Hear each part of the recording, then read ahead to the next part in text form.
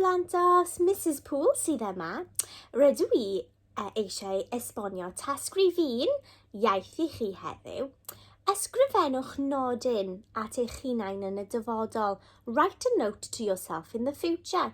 Nawr yn gyntaf ar eich tasg, mae angen chi tynnu lun o'ch hun.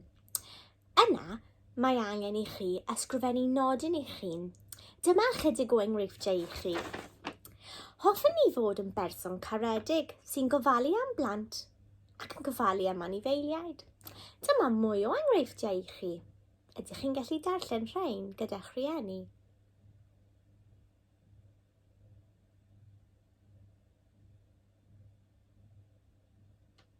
Nesaf, dyma enghraifft arall. Fy mreiddwyd i yw my dream is. Felly yn eich nodyn, ydych chi'n gallu dweud beth yw eich breuddwydion hefyd?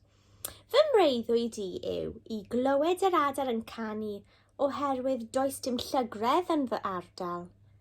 My dream is to hear the birds singing because there is no more pollution in my area. Dyma ychydig o enghreifftiau arall i chi hefyd.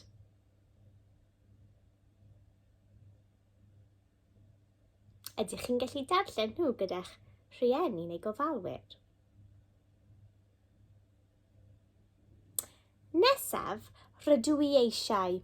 I want to. Rydw i eisiau helpu pobl llai ffodus trwy rhoi bwyd iddyn nhw. I would like to help less fortunate people.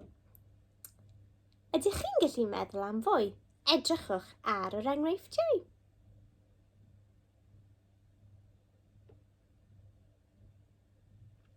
A dyna ni.